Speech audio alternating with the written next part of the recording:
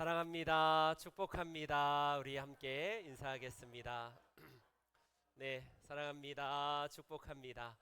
오늘 10월의 가장 아름다운 계절, 이 마지막 주간, 이제 단풍이 물들어가는 이 계절에 단풍보다 천배 만배 더 예쁘고 더 아름다운 우리 성도님들을 환영합니다. 오늘 본문을 중심으로 물은 갈증 날 때 가치를 안다. 물은 갈증이 날 때 그 가치가 제대로 드러난다라는 제목을 가지고 같이 함께 말씀의 은혜를 나누도록 하겠습니다.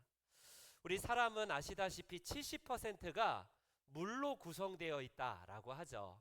그래서 다른 것이 아닌 물을 마시지 않으면 우리는 치명적이에요. 음식은 40일 동안 금식해도 생존이 가능하지만 물은 그 정도가 아니죠.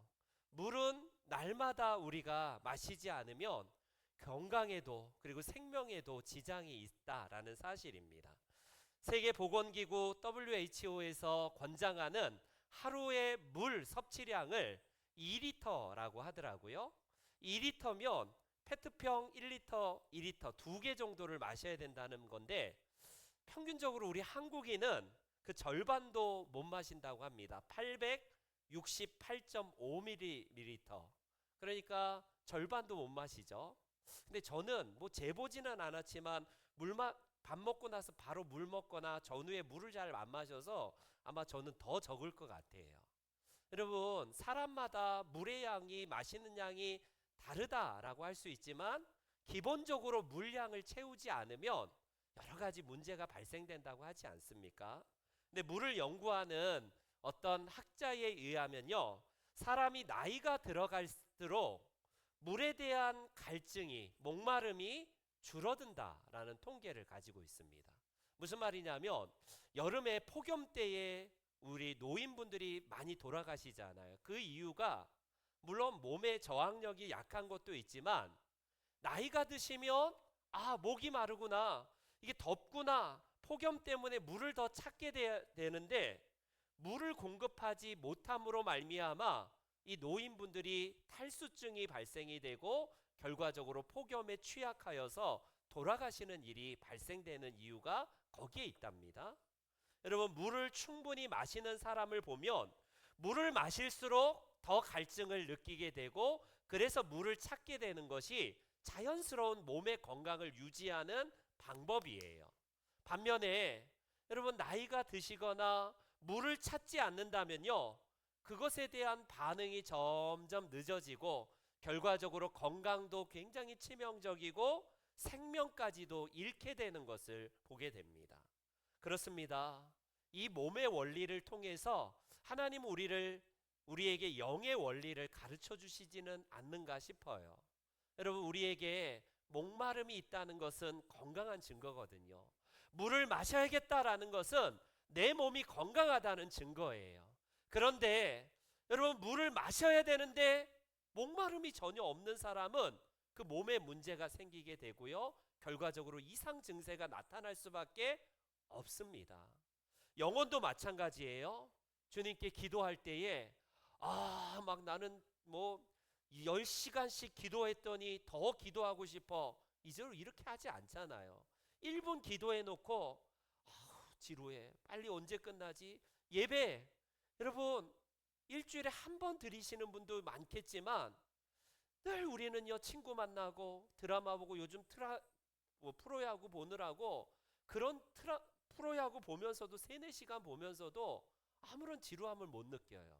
그런데 유달리 하나님 앞에 반응하고 하나님 앞에 예배하고 하나님을 기도하는 이 기도가 우리 가운데 갈증이 느껴지지 않고 목마름이 없다, 영혼의 이 갈증이 느껴지지 않는다, 내 영혼이 핍절해 가고 있는 증거예요. 전혀 그거에 대한 필요성도 느끼지도 못하고 하나님을 더욱더 갈망해야겠구나라는 영적인 갈망이 내 안에 사라져 있다면 마치 물이 필요한데도 불구하고 물을 느끼지 못하는 사람이 건강을 잃어버리는 것처럼 똑같습니다. 지금 오랜 세월 동안 영혼에 대한 이 목마름이 여러분들에게 어느 정도 있는지를 한번 점검해 보세요. 그래서 오늘 저는 오늘 본문을 중심으로 물은 갈증이 날 때 그 가치를 안다라는 제목, 이 제목으로 같이 말씀을 나누도록 할 거예요. 여러분, 이 제목은 어디서 제가 인용해 왔느냐면 미국의 여류시인 에밀리 디킨즈의 이 제목에서 따왔습니다. Water is stored by thirst. 물은 직역하면 갈증으로부터 배운다라는 저 직역인데, 의역을 하면 갈증이야말로 물이 가장 필요할 때이다 라는 이 사실을 저 시를 통해서 제가 인용해 왔습니다. 물은 갈증이 날 때 그 가치가 비로소 드러나게 된다라는 사실이죠. 그렇습니다, 여러분. 우리가 목이 마를 때에 가장 절실하게 물을 취하는 것처럼 우리가 영혼에 정말 이 핍절한 상태에서 가장 필요한 게 무엇일까? 그 물에 대한 주제를 가지고 오늘 본문은 하나님께서 우리들에게 말씀하시는 내용이에요. 여러분, 오늘 본문은 지금으로부터 2600년 전에 이스라엘 백성들이 포로로 바벨론에 잡혀갔을 때에 영혼이 완전히 핍절하고 이스라엘 백성들이 더 이상 하나님을 찾지도 않을 때입니다. 우리가 이렇게 이역만리 붙잡혀 온 것은 하나님 때문이야. 하나님은 살아계시지도 않고 무능력한 신이기 때문에 이 나라는 망했어. 그들의 죄악 때문에 깨달으라고 이역만리까지 붙잡혀 갔음에도 불구하고 이스라엘 백성들은 영혼이 완전히 핍절이 되어 있어요. 하나님을 더 이상 찾으려고 하는 갈망이 그들 안에 없습니다. 그럴 때에 하나님께서는 에스겔 선지자를 통하여서 이 백성들을 다시 깨우치고 성령의 생수를 통하여서 그들을 살리고자 하는 의지로 오늘 본문을 말씀을 우리들에게 증거하고 계십니다. 여러분, 오늘 본문에는 물이라는 단어, 강이라는 단어, 바다라는 단어, 물과 관련된 용어들이 많이 등장을 합니다. 그런데 오늘 본문에 이 물이 어디에서 나오고 있는지를 오늘 본문의 1절에서 이렇게 소개를 하고 있습니다. 같이 한번 읽어볼까요? 시작.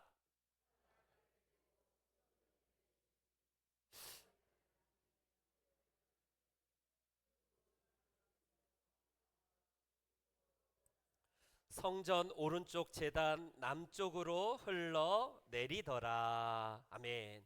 여기서 성전에서 물이 흘러나왔다라고 말합니다. 그렇다면 단박에 우리는 예루살렘 성전을 말하는구나. 예루살렘 성전 밑에는 뭔가 물샘이 있어서 우물을 파면 막 물이 터져 나오는 그런 터전인가? 이렇게 생각하기 쉽습니다. 물론 문자적으로는 너희들이 예루살렘 성전이 무너졌지만 그 성전에 대한 회복을 말씀하시는 것 사실입니다. 그러나 예루살렘은 강이 없어요. 물샘의 근원 자체가 없는 그런 도시가 어디냐면 지금의 예루살렘입니다.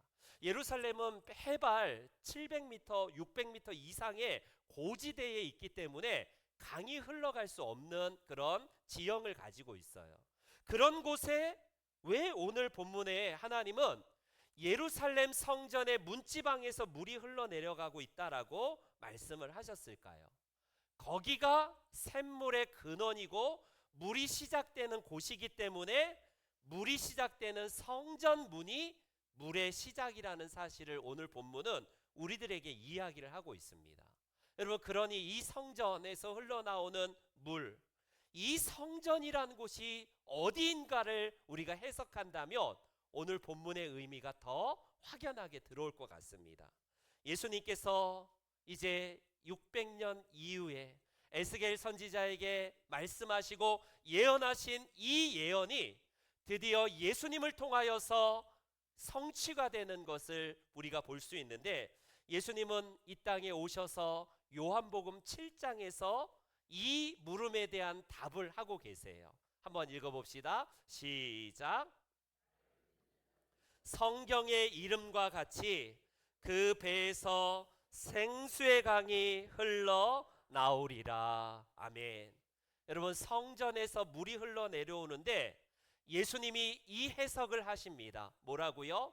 그 성전된 당신을 일컬으면서 나에게서 결국에는 성경의 이름과 같이 생수의 강이 흘러나올 것이다 라는 말씀을 하고 계세요. 즉 이 성전은 누구를 가리키냐면 예루살렘 저 한 지명을 가르치는 것이 아니라 예수님이 이 땅에 오심으로 말미암아 생수의 강이 흘러나오게 될 것이다 라는 말씀이에요. 오늘 본문 1절 하반절에 보면요, 제단이라는 단어가 나오거든요. 제단. 여러분, 그 성전의 제단에서 물이 이제 흘러나오게 되는데, 제단이라는 곳은 잘 알다시피 구약시대에, 그리고 예수님 시대에 이스라엘의 번제나 소제나 이런 것들을 드리기 위해서 짐승의 제물을 잡는 그 장소를 의미합니다.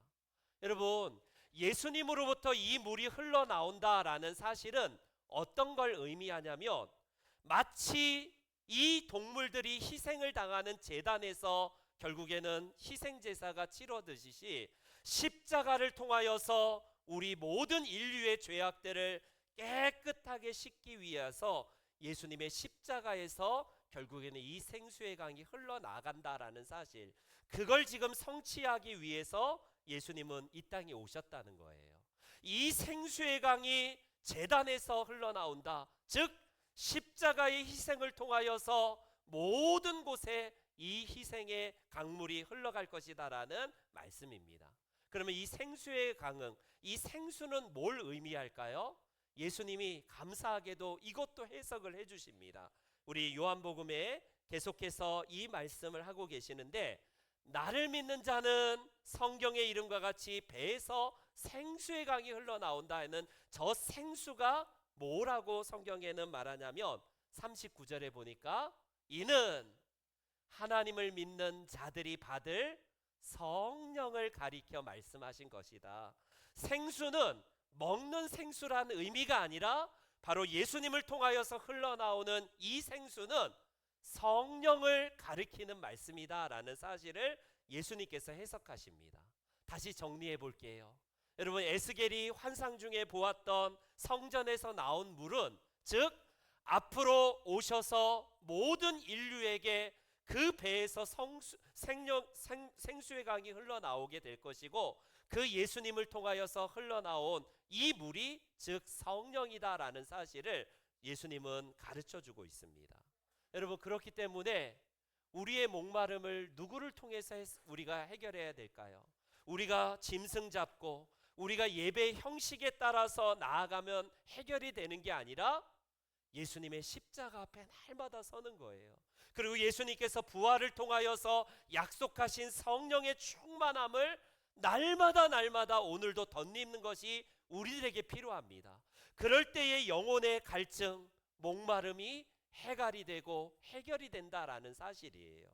그런데 여러분, 오늘날 이 사실을 알지 못하는 오늘날 많은 사람들은 영혼의 갈증을 해결하고자 오늘도 술집으로, 유흥업소로, 여러 가지 자기 취미생활로 이 영혼의 갈증을 해결해 보려고 얼마나 부단히 많이 노력합니까?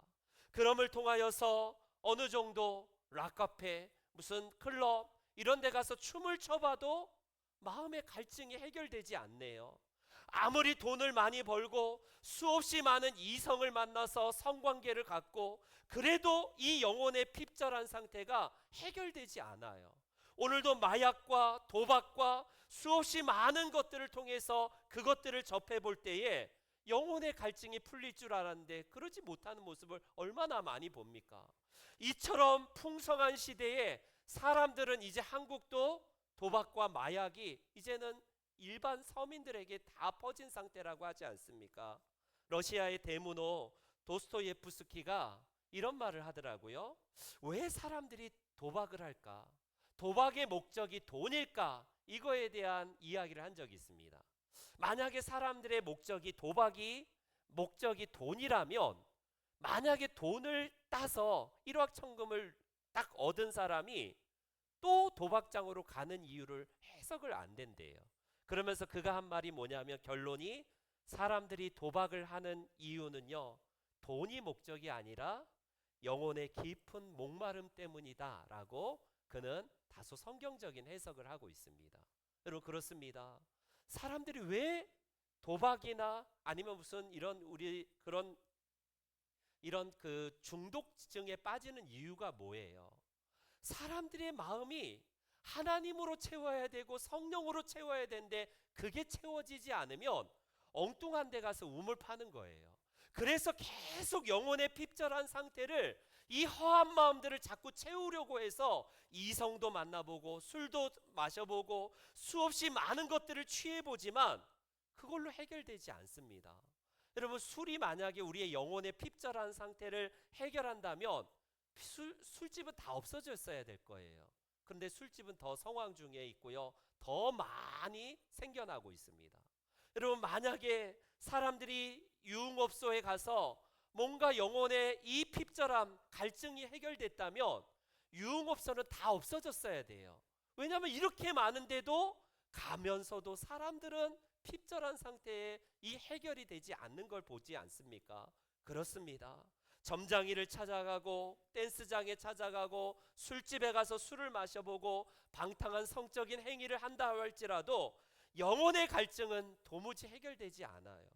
그렇기 때문에 우리에게 있어서 하나님은 이 말씀을 통하여서 물로 나오라 라고 말씀하시는 이유가 거기에 있습니다. 영혼의 갈증을 해결하기 위한 유일한 방법은 다른 것이 아니라 오늘 요한복음 4장에 보면 우리가 잘 알려진 한 여인이 등장을 하는데요, 우리 같이 요한복음 4장 말씀을 같이 읽어보겠습니다. 시작.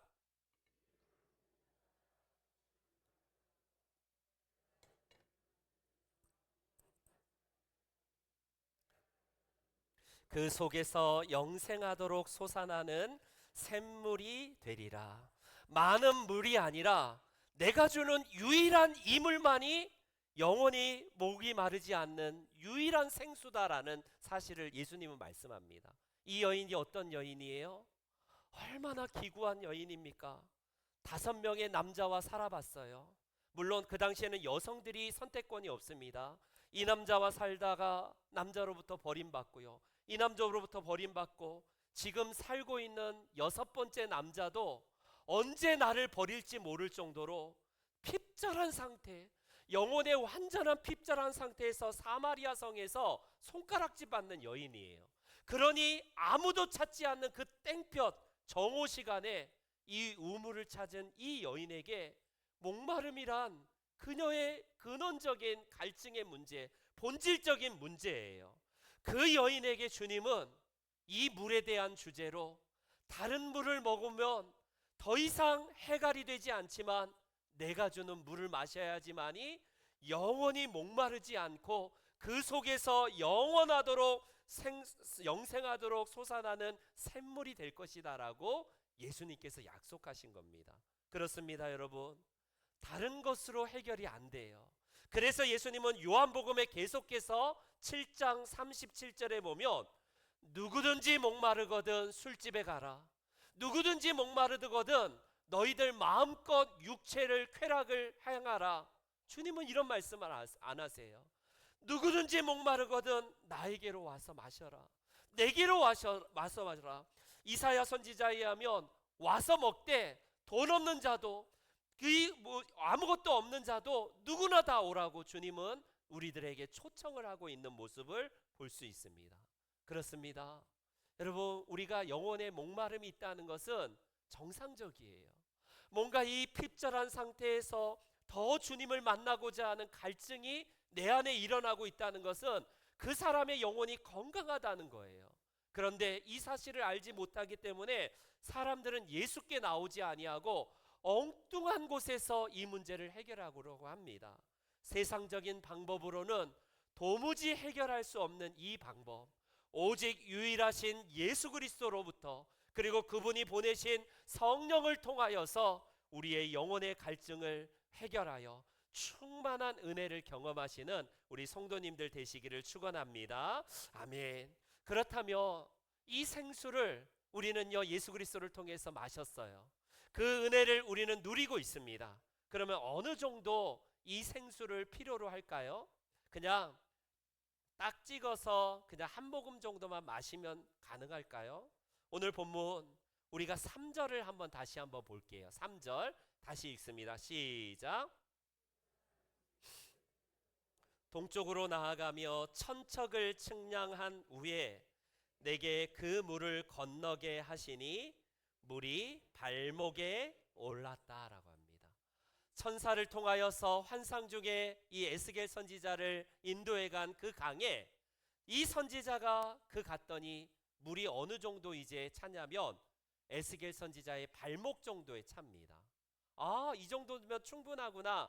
그게 아니라 그 다음 구절 4절 5절을 계속해서 천사가 측량하는 이 깊이를 한번 보세요. 그 다음 가서 더 나가서 1천척 나아가서 물을 쟀더니 무릎에까지 물이 차져 있습니다. 더 나아갔더니 허리까지 물이 차져 있고요. 나중에 더 나아가서 물을 쟀더니 물이 어느 정도냐면요, 헤엄치지 못할 정도로 엄청나게 이 능히 건너지 못할 정도로 큰 강이 되었다라고 오늘 본문은 말씀을 합니다. 아, 예루살렘의 물은 아주 많이 나오는 거라 물량이 많구나, 이걸 말씀할까요? 아, 물은 역시 많아야 좋은 거야. 물을 어떻게 헤엄쳐서 건너고 수영하는 방법을 에스겔에게 하나님께서 가르쳐 주기 위해서 이 말씀을 하시는 걸까요?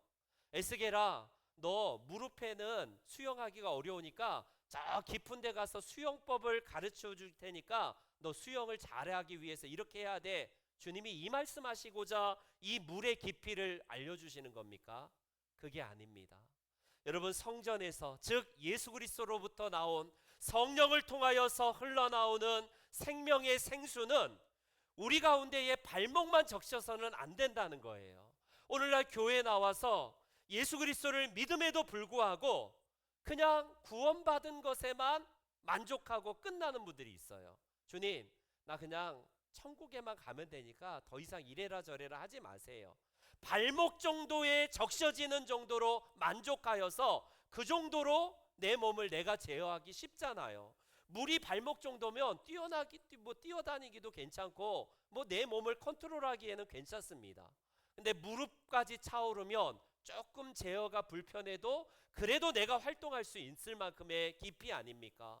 근데 허리 정도는 조금 얘기가 달라질 것이고, 물이요, 내 머리끝까지 완전히 엄청나게 이 물이 나를 장악한다면 나는 더 이상 나 자신을 컨트롤할 수 없을 겁니다.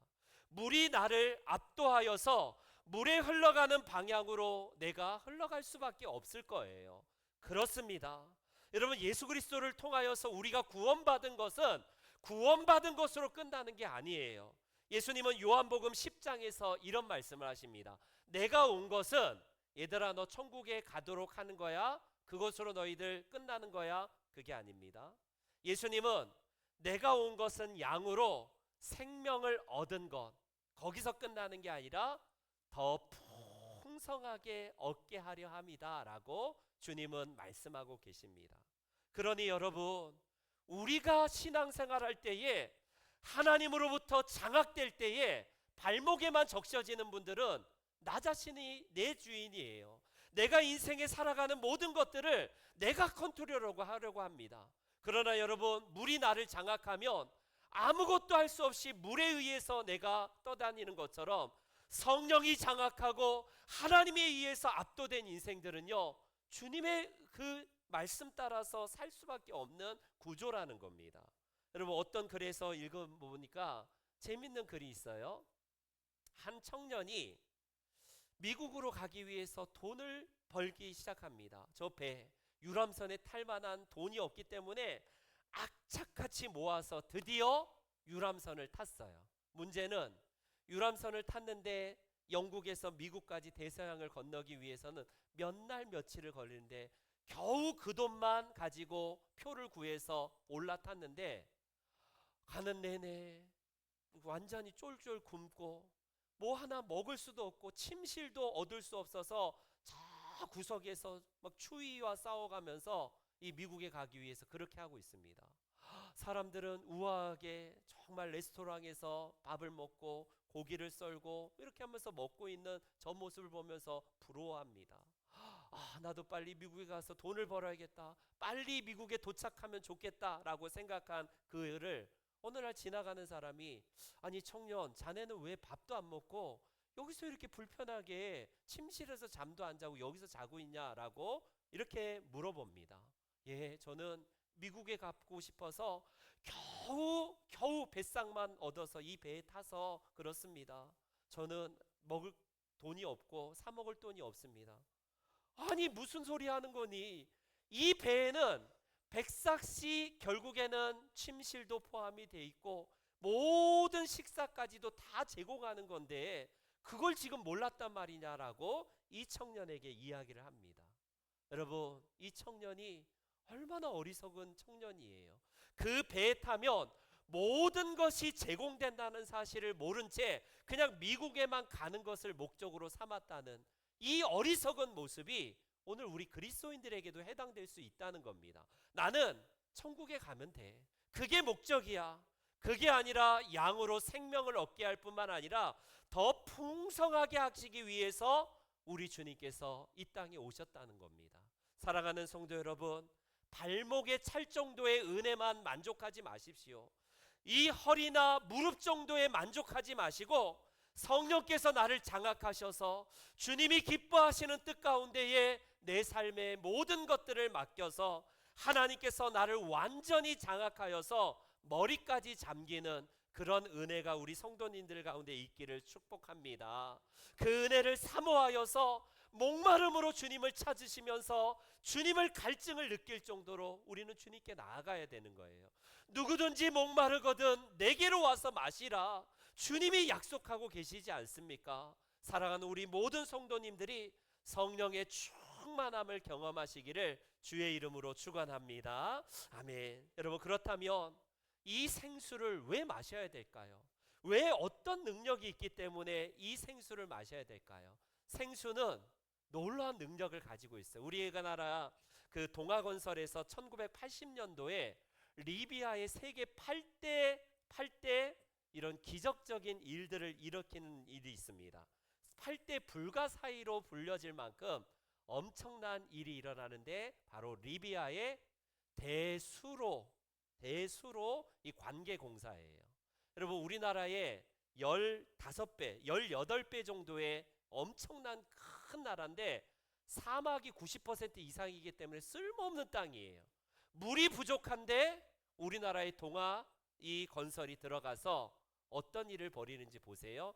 무려 12년 동안 4m 관을요 3,500km나 되는 엄청나게 긴 곳에 저 수로를 끌어오기 위해서 관을 심습니다. 4m나 되는 엄청난 관을 3,500km 정도 되는 이곳에다 심어서 리비아 사람들이 난리 났지 않습니까?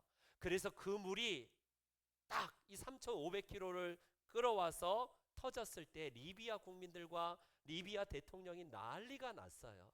그래서 지금도 8대 불가사의로 불려질 만큼 큰 일이 일어나지 않습니까? 풀 한 폭이 나무 한 부로 나지 않았던 저 리비아의 사막이 저 물로 말미암아 녹색지대가 되었어요. 여러분, 사람이 12년 동안 한 것도 저런 역사를 일으키는데 하물며 성령께서 우리 가운데 역사하시면 어떤 일이 일어날까요?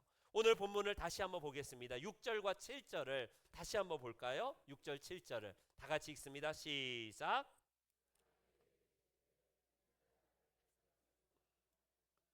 나를 인도하여 강가로 돌아가게 하시기로 내가 돌아가니 강 좌우편에 나무가 심이 많더라. 여러분, 저 리비아의 대수로의 공사를 통해서 나무가 심겨지고 채소가 심겨지고 녹색 땅이 된 것처럼 성령이 역사하시면 어떤 일이 일어나냐면 영혼이 완전히 망가지고 영혼이 다 완전히 핍절한 상태의 사람들의 영혼이 살아난다는 사실을 본문은 말씀을 하고 있습니다. 여러분, 황폐한 사막 지역에 그 물이 닿는 곳에 나무가 조금 생긴 게 아니라 오늘 본문의 7절에 보니까 심이 많아졌대요. 심이. 그러니까 셀 수 없을 만큼 어마어마한 나무가 되살아나고 그곳에 이렇게 살아나는 역사가 일어났다는 겁니다. 여러분, 로마서 8장에 보니까 성령이 우리를 장악하시면 어떤 일이 일어나는지, 그리스도 예수의 죽은 자 가운데서 살리신 이가 너희 안에 거하시는 그의 영으로 말미암아 너희 죽을 몸도 살리시리라. 성령으로 말미암아 우리의 죽어있는 모든 것들이 성령께서 오시면 살아나게 된다라는 이 약속의 말씀이에요. 구원받은 자들은 어떤 것으로 살 수 있냐면 성령으로 사는 것이지, 21세기의 의학과 과학이 인간의 몸의 이 수명은 늘릴지 모르지만 영혼은 못 살려요. 그런데 성령이 장악하시고 성령이 임하시면요, 우리의 죽은 영혼들이 살아나게 될 것이다 라는 사실을 말씀합니다. 이 생수가 임할 때에 죄로 죽어가는 우리의 이 핍절한 상태, 이 영혼의 갈증이 해결될 뿐만 아니라 다시 한번 살아나는 은혜가 우리 가운데 있다는 사실입니다. 두 번째, 성령의 능력을 오늘 본문의 8절 말씀은 이렇게 말씀합니다. 한 번 더 읽어볼게요. 시작. 이 물이 흘러 아라바로 내려가서 바다에 이르니 이 흘러내리는 물로 그 바다의 물이 되살아나리라. 바다까지 나오는데 저 바다는 어느 바다를 말하냐면 데드시, 바로 사해를 말합니다. 사해. 사해는 지금도 어떤 생명체도 살 수 없을 만큼 이 전체 이 지구상에서 소금 농도가 가장 농도가 높아요. 그래서 사람이 막 둥둥 뜬 그런 그 바다가 바로 사해이지 않습니까? 그 사해에는 어떤 생물도 살지 못하는데 이 물이 그 바다에 흘러 들어갈 때에 어떤 일이 일어나냐면 바로 바다의 물이 되살아난다라고 본문은 말합니다. 회복의 역사죠. 더 이상 어떤 것도 불가능했던 그 상태가 성령이 흘러내려가고 결국 생수의 강이 흘러갈 때에 모든 물이 치료가 되었다라는 사실을 말씀을 합니다. 우리 9절 말씀에 또 보면 이런 말씀이 있어요. 이 강물이 이르는 곳마다 번성하는 모든 생물이 살고 물고기가 다시 심이 많으리니 이 물이 흘러 들어가므로 바닷물이 되살아나겠고 이 강이 이르는 각처에 모든 것이 살 것이다. 여러분, 죽어있던 바다가 바다의 고기마저 이제 되살아날 정도로 소생이 되고 회복이 되고 치료가 된다라는 사실을 본문은 말씀을 하고 있어요. 얼마나 고기가 많은지 사해바다에는 어부가 없는데 10절에 보니까 그물치는 어부들로 즐비할 정도로 많은 물고기가 이제 그 사해바다에 소생케 될 것이다 라는 말씀을 하고 계십니다. 그렇습니다, 여러분. 이 말씀이 단순히 물고기가 많으니 물고기 잡으라는 말씀이에요. 죽어있는 영혼들이 소생하게 되고 모든 상처와 모든 아픔들, 우리의 모든 핍절한 것들이 다시 소생되고 회복되고 치료가 되겠다라는 말씀을 주십니다. 성령은 그래서 우리를 치료하시는 영이에요. 우리 안에 병이 있습니까? 우리 가정에 해결되지 못할 문제들이 있어요. 생활에 병이 들었고 인간관계에 문제가 있습니까? 성령의 생수가 임할 때에 그 생수로 말미암아 그 능력이 우리에게 닿을 때에 치료가 임하고요, 회복이 임하고 이 모든 치료의 강물로 말미암아 우리를 다시 살리는 강이다라는 사실을 말씀을 합니다. 마지막으로 오늘 본문에 이 생수는 어떤 능력이 있냐면 12절 말씀 우리 마지막으로 한번 읽어보겠습니다. 시작.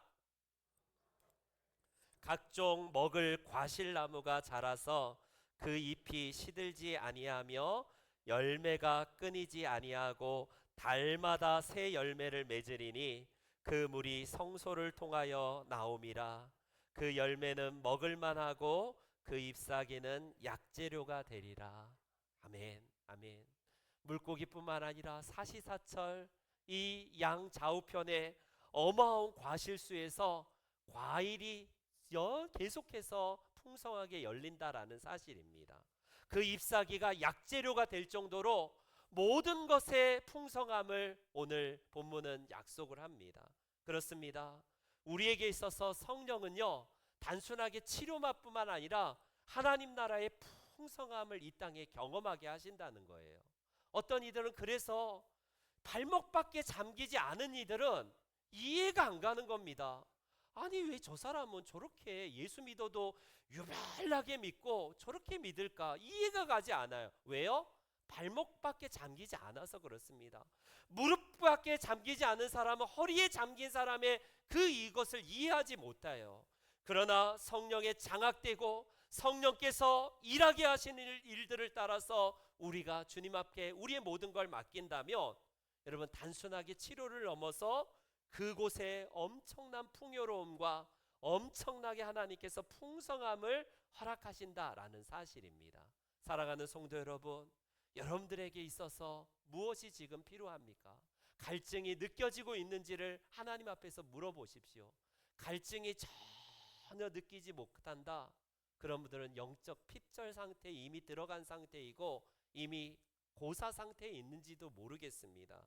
사랑하는 성도 여러분, 물이 흐르지 않는 우리들의 이곳에 성령이 그리고 예수 그리스도의 십자가 은혜가 흘러갈 때에 우리 안에서 새롭게 일하시는 우리 주님을 기대하시면서 우리에게 새로운 다시 살아날 수 있는 비결은 다른 것이 아니라 성령께 맡김으로 말미암아 생명이 다시 살아나고 치료가 임하고 풍성한 번영이 임하는 우리 모든 성도님들의 삶과 우리의 신앙생활 되시기를 주의 이름으로 축원합니다. 아멘. 다 같이 일어나